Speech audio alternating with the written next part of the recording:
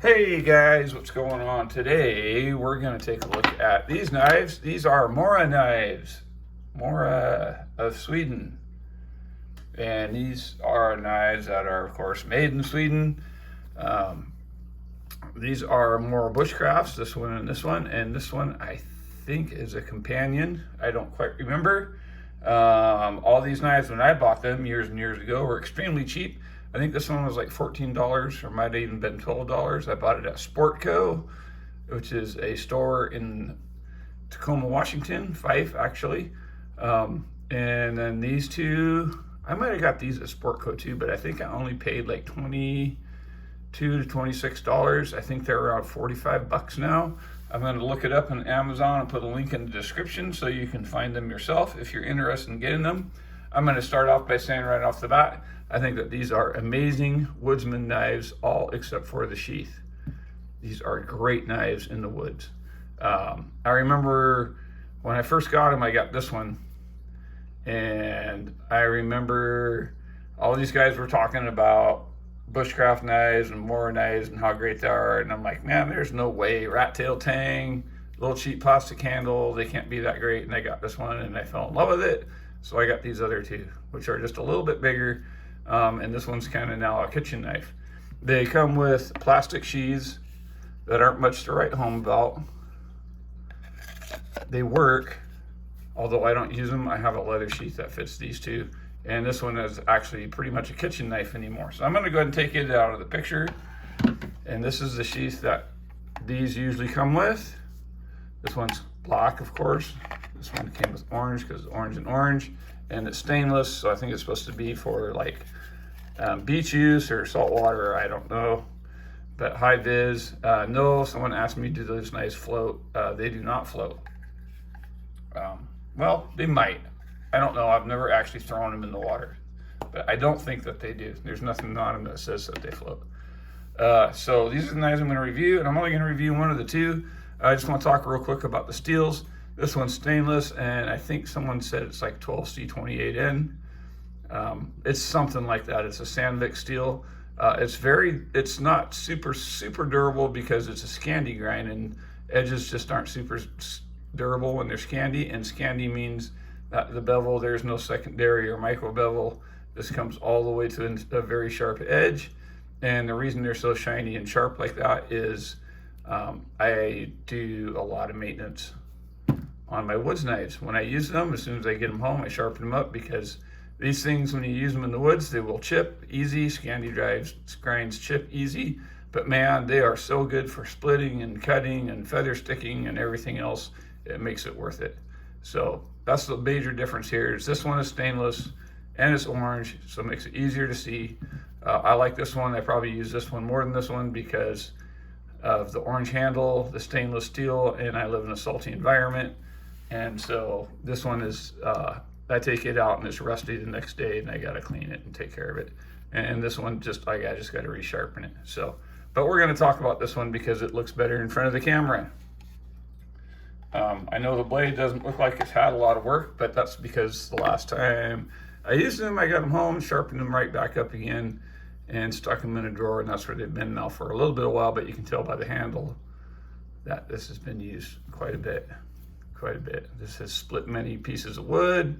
It's done all kinds of things. It has a very sharp spine. The carbon steel that they use is very analogous to 1095. So let's take a look at it next to some home items so you can get kind of a size on it. This is next to a AA battery. Here it is next to a Sharpie pen. And here it is next to a Bic lighter. And there's a nav sticker. So thinking about getting one of those Navs knives. What do you guys think of them? If you have any thoughts on Navs knives, please leave a comment below. I do read all the comments right now. Why not? There's like 10 of you that comment on my videos. Here it is next to what I still haven't got out to use yet, but it looks like it could be a good woods knife.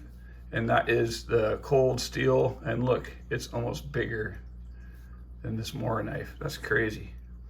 This is the cold steel 4 Max Scout. Also a plastic handled knife.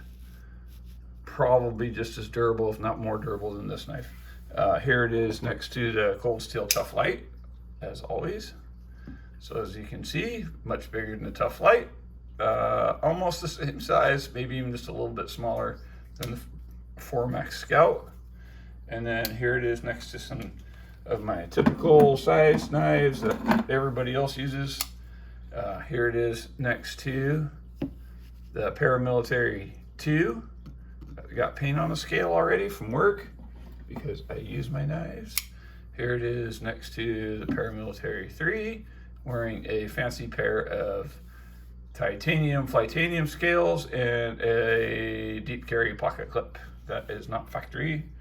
And then here is next to another Spyderco, and this is one that a lot of other people use also. This is the Delica, and I really like this knife. So let's get some sizes on this knife. I put these away, grab my tape measure. We are looking at, I think it's a 4.5 inch blade, 4 1/4, and just under 5 inch handle. One of the things they say about bushcraft, and I hate using that term, is that you want the blade to be just about as wide as your palm, maybe just a little bit wider. And that's right about where we're at, as long as the width of your palm. Thickness is about 3/4 of an inch, and it's almost Coke bottle-y shaped, not quite. Feels super comfortable with that polymer handle. Height of the blade is 7/8 of an inch. And the weight, these things are super lightweight for what they are.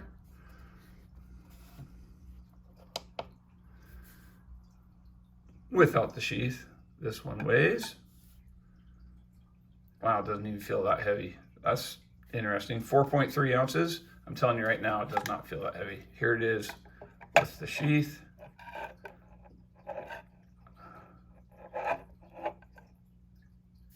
Adds an ounce. So 1 ounce sheath, and unless you carry it in something else. So there's that. So very lightweight. These are excellent camp knives, excellent little wood processors, good carving knives, especially good on green wood. Hard dry wood will damage your blade. These damage quite easily, actually. It's probably one of the downsides to a Scandi grind. Other than that, I've beat the tar out of this thing. And even though people say rat tail tangs aren't as strong, this thing's pretty dang strong. Like, I've batoned with it, I've carved with it, I've twisted it, I've stuck it in trees. It's got a nice sharp spine. You can tell I've started fires with it. It will work on a fire starter, works really well. This one actually works better for some reason, I don't know why, but works really well. It's got this soft kind of a polymer handle. It's very grippy. It's very comfortable in the hand while you're using it. You can carve with for a long time.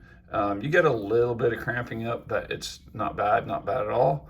Even though it's not a perfect round broom handle shape, it still works really good. And people say that you can't slice with a Scandi grind, and because this blade thickness, which is, I believe, 1/8 inch, yeah, 4 millimeter, 1/8 inch, something like that.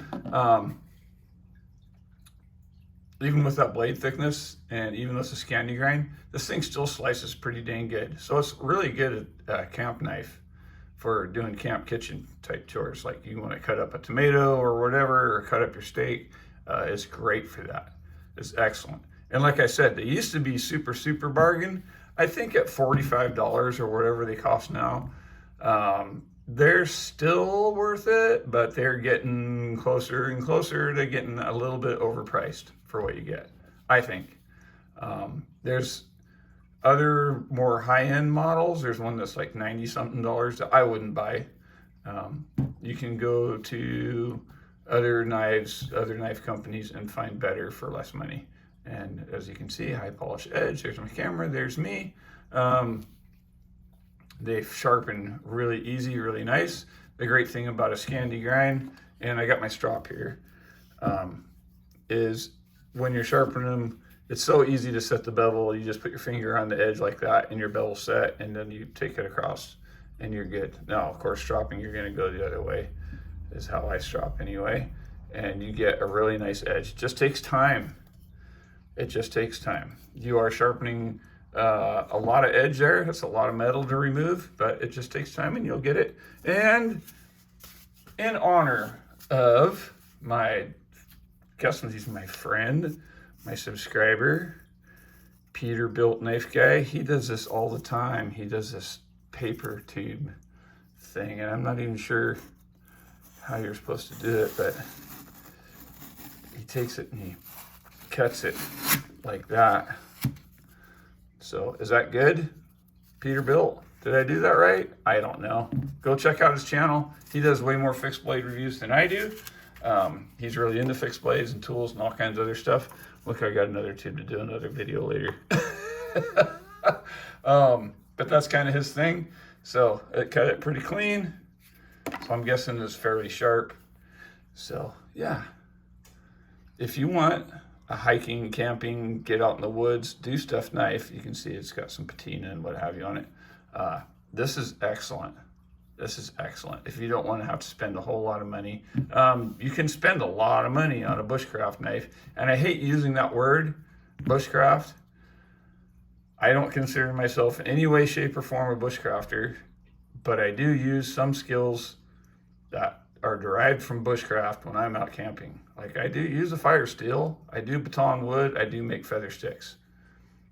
Is that bushcraft? I don't know. I don't like sew my own backpack out of a piece of scrap leather that's left over from a shoe.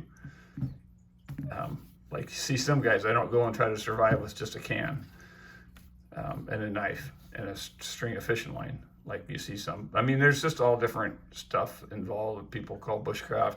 I think it's just different levels of camping.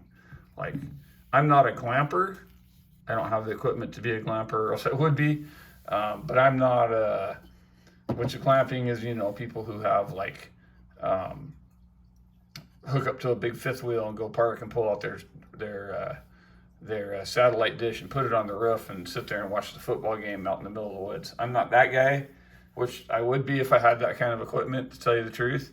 I do like to hike in and set up a tent and this and that, but I'm not total survivalist eating bugs out from underneath a rotten stump. So, and I've seen those videos too. So, but I'm not that guy. Anyway, here we go. One more look.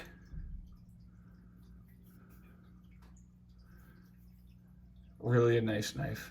I've carved spoons with this. I've done all kinds of neat stuff with it. And it just keeps on going and going and going. Like I said, if you're gonna go full Scandi grind without putting a micro bevel on it, just be prepared to have to sharpen and resharpen and fix your edge a lot. Best thing I can recommend is bring a strop and a stone with you out into the woods and strop it and maintain it every single time you use it, and it will look like this and be good. So anyway, speaking about camping, why don't you shut this darn video off, get your family or your friends or whatever, and get out and get outdoors. Toad Sticker out.